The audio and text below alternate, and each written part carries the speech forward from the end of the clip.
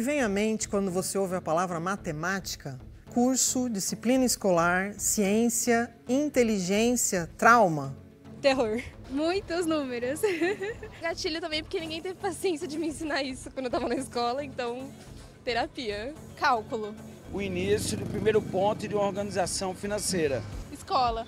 Uso para tudo, uso no dia a dia, para receber um troco, para fazer uma conta. Muito difícil, muita fórmula, muita coisa. O medo do aluno com relação a cálculos é a distância, né, da realidade. Quando você traz o aluno para a realidade, que a matemática está no dia a dia, do cotidiano, e você faz ele entender e perceber como a matemática está presente, ele simplifica. Esta videoaula aborda questões importantes que envolvem uma disciplina escolar que impacta diretamente a vida de todos. E essa matemática, que a maioria conhece devido à cultura escolar, é, segundo o Biratã D'Ambrosio, uma das matemáticas possíveis. O professor defendia uma abordagem humanizada do ensino de matemática, focando na formação integral do estudante e na conexão entre a matemática e a vida cotidiana. D'Ambrosio foi também um dos pioneiros no estudo da etnomatemática, que investiga como diferentes culturas entendem e utilizam a matemática. Em seu livro Etnomatemática, Elo entre as Tradições e a Modernidade, de 2001, D'Ambrosio informa que a matemática, enquanto disciplina escolar, está relacionada à matemática acadêmica, de origem ocidental. O professor observa que existem outras matemáticas, a matemática da cozinheira, a matemática do pedreiro, a matemática de um determinado grupo de indígenas. Cada uma dessas matemáticas se desenvolveu devido à necessidade de sobrevivência de algumas pessoas em determinado ambiente. Separei um trecho de uma entrevista do professor para mostrar para vocês. A história que se faz no mundo ocidental é a história do mundo ocidental olhando para os outros países por fora. É o que o ocidental quer ver no outro país. O que seria a história vinda deles, contada por eles, explicada por eles. E aí eu comecei a me interessar por entender, olha, essa história também inclui principalmente matemática, porque a matemática está ligadinho com a história.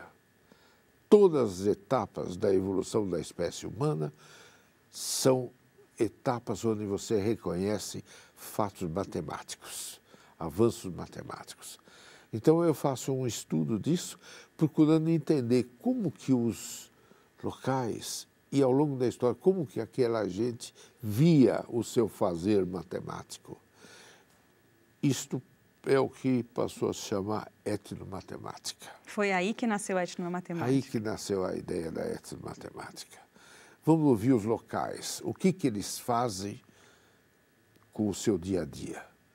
Como eles explicam, se viram nas suas necessidades diárias, nas suas profissões. O que um profissional faz que é de natureza matemática. Não quer dizer natureza matemática, não quer dizer que ele aplique fórmulas ou regras, nada disso. De natureza matemática, o que é?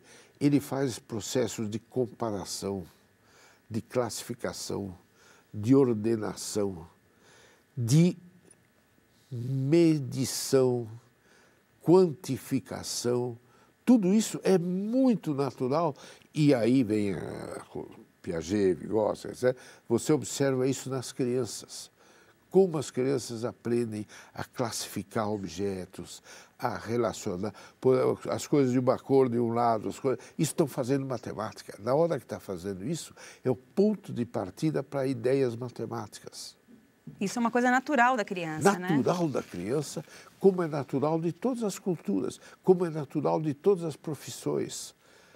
Então, tentando entender isso e dando voz a eles, para que eles expliquem o que eles estão fazendo, por que estão fazendo, começa a se construir o pensamento abstrato. E isto é aquilo que eu chamo etnomatemática. É uma matemática que parte daquilo que ele faz matematicamente, aquilo que Paulo Freire diz, se sentir matemático no mundo. E ele se sente matemático, todas as profissões, todas. Então, na etnomatemática, nós vamos vai para uma comunidade indígena, como que eles cuidam do dia a dia deles, como eles distribuem o tempo deles, como que eles organizam o espaço de vida deles. Isso é fundamental. Isto é ser matemático na realidade deles. E nós procuramos, na etnomatemática, entender esse processo todo.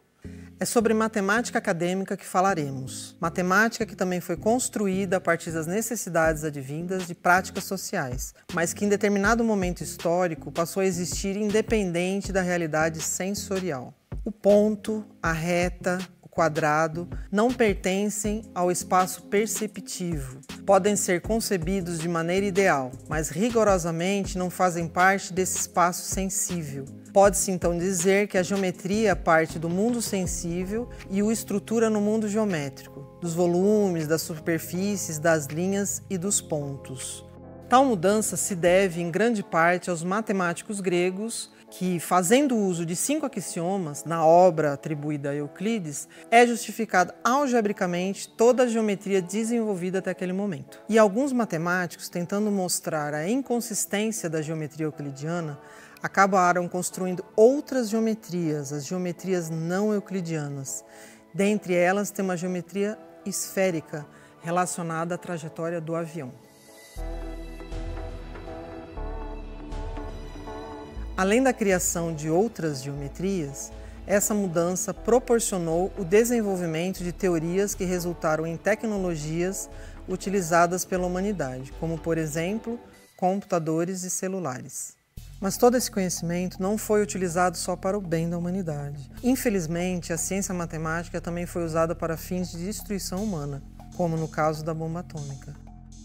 Independente dos usos desastrosos para a humanidade, a matemática, com o passar dos anos, foi dividida em áreas do conhecimento: álgebra, análise, geometria e topologia e matemática aplicada. Álgebra, estudo de estruturas como grupos, anéis e corpos. Análise, inclui análise real, complexa e funcional, focando no comportamento de funções e sequências. Geometria e topologia, explora as propriedades e estruturas de espaços e formas. Matemática aplicada, utilização de métodos matemáticos para resolver problemas em outras disciplinas. Contudo, como afirmou Mário Sérgio Cortella, a matemática é a mais humana das ciências. Vejam o que ele diz nessa entrevista. Por exemplo, uma parte de nós estudou matemática, que é a mais humana das ciências. A matemática é a mais humana das ciências porque ela é absolutamente criação humana, é poesia pura. Tudo que a matemática lida não existe, é invenção humana. Você nunca viu uma matriz ou uma derivada sentada tomando uma água. Você nunca viu um triângulo isósceles andando em algum lugar. A matemática lida com pura abstração. Existe a maçã, existe 2 maçãs, mas não existe o 2. Existe o igual, mas não existe o sinal de igual vivo. A matemática é criação humana e ela foi ensinada para muitos de nós como suplício. Por que suplício? Porque é desvinculado da nossa vida. Que nem física. Até hoje, alguns ensinam na área da física, o aluno tem que aprender como é que se calcula a trajetória de uma bala de canhão, que tem tudo a ver com a existência dele. Mário Sérgio Cortella, graduado em filosofia, foi professor universitário e secretário municipal de Educação de São Paulo. Atualmente faz palestras e continua escrevendo livros. Vale destacar que Cortella, no doutorado, foi orientado por Paulo Freire. Cada ciência apresenta uma perspectiva relacionada a fenômenos da natureza. Vamos considerar um exemplo. As ciências biológicas, dentre outras possibilidades, auxiliam na compreensão de doenças. Já a ciência matemática oferece modelos que dão suporte para analisar o impacto das doenças. Lembra da pandemia causada pelo coronavírus? O crescimento da epidemia foi considerado exponencial. A grosso modo, os dados coletados se adequaram ao comportamento de uma função exponencial.